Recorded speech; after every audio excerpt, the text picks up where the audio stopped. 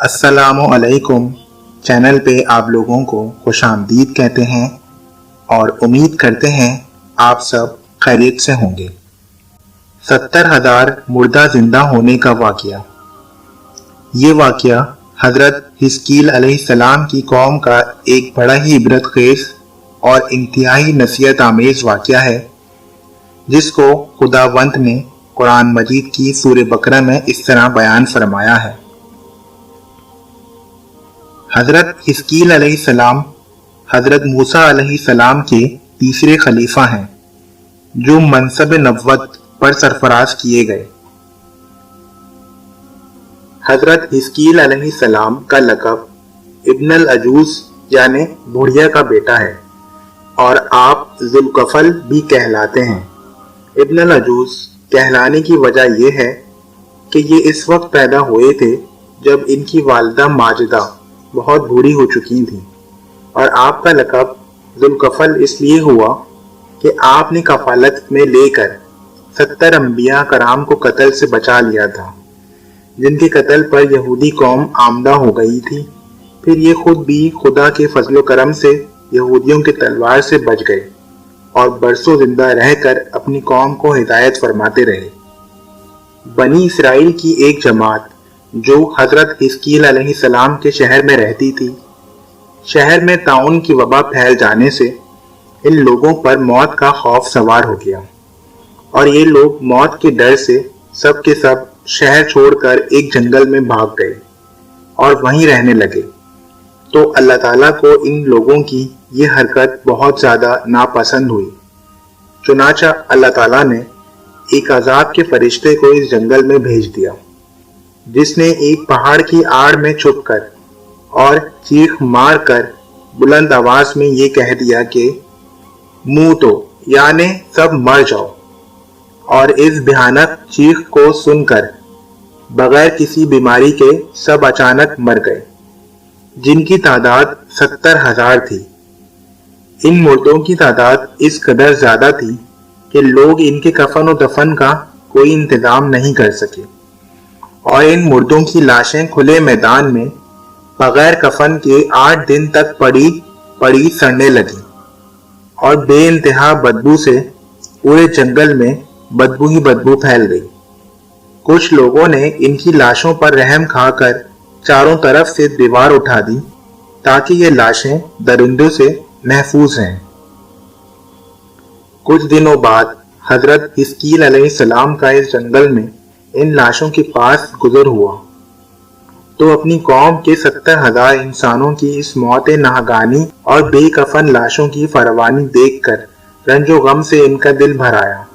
आप दीदा हो गए और बारी ताला के दरबार में दुख भरे दिल से गिड़गिड़ा कर दुआ मांगने लगे कि या अल्लाह, ये मेरी कौम के अफराद थे जो अपनी नादानी से ये गलती कर बैठे कि मौत के डर से शहर छोड़कर जंगल में आ गए।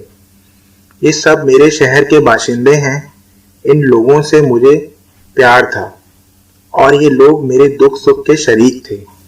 अफसोस कि मेरी कौम हलाक हो गई और मैं बिल्कुल अकेला रह गया। ए मेरे रब, ये वो कौम थी जो तेरी हम्द करती थी और तेरी तौहीद का ऐलान करती थी और तेरी किबराई का खुतबा पढ़ती थी। आप बड़े सोजे दिल के साथ दुआ में मशगूल थे कि अचानक आप पर ये वही उतर पड़ी कि ए हिस्कील अलैहिस्सलाम, आप इन बिखरी हुई हड्डियों से फरमा दीजिए कि ए हड्डियों, बेशक अल्लाह ताला तुमको हुक्म फरमाता है कि तुम इकट्ठा हो जाओ। ये सुनकर बिखरी हुई हड्डियों में हरकत पैदा हुई और हर आदमी की हड्डियां जमा होकर हड्डियों के ढांचे बन गए। फिर ये वही आई कि ए हिस्कील अलैहिस्सलाम, आप फरमा दीजिए कि ए हड्डियों, तुमको अल्लाह का ये हुक्म है कि तुम गोश्त पहन लो। ये कलाम सुनते ही फौरन हड्डियों के ढांचों पर गोश्त चढ़ गया। फिर तीसरी बार ये वही नाजिल हुई, ए हिस्कील, अब ये कह दो कि ए मुर्दों, खुदा के हुक्म से तुम सब उठकर खड़े हो जाओ। चुनाचा आपने ये फरमा दिया तो आपकी जबान से ये जुमला निकलते ही 70,000 लाशें खड़ी हो गईं। फिर ये सब लोग जंगल से रवाना होकर اپنے شہر میں آ کر دوبارہ آباد ہو گئے اور اپنی عمروں کی مدت بھر زندہ رہے، لیکن ان لوگوں پر اس موت کا اتنا نشان باقی رہ گیا کہ ان کی اولاد کے جسموں سے سڑی ہوئی لاشوں کی بدبو برابر آتی رہی، اور یہ لوگ جو کپڑا بھی پہنتے تھے وہ کفن کی صورت میں ہو جاتا تھا، اور قبر میں جس طرح کفن میلا ہو جاتا ہے ایسا ہی میلا پن ان کے کپڑوں پر نمودار ہو جایا کرتا تھا۔ چنانچہ یہ اثرات آج تک ان یہودیوں میں پائے جاتے ہیں جو ان لوگوں کی نسل سے باقی رہ گئے ہیں۔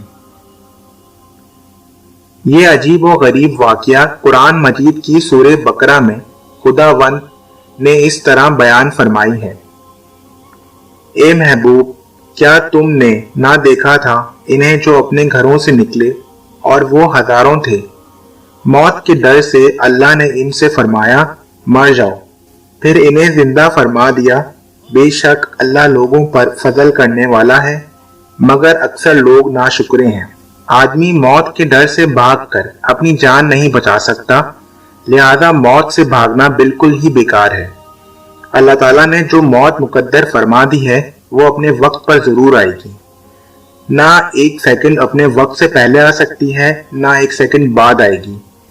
لہذا بندوں کو لازم ہے کہ رضائے الہی پر راضی رہ کر صابر و شاکر رہیں، اور خواہ کتنی ہی وبا پھیلے اطمینان و سکون کا دامن ہاتھ سے نہ چھوڑیں، اور یہ یقین رکھیں کہ جب تک میری موت نہیں آتی مجھے کوئی نہیں مار سکتا اور نہ میں مر سکتا ہوں، اور جب میری موت آ جائے گی تو میں کچھ بھی کروں، کہیں بھی چلا جاؤں، بھاگ جاؤں یا ڈٹ کر کھڑا ہو جاؤں، میں کسی حال میں زندہ نہیں بچ سکتا۔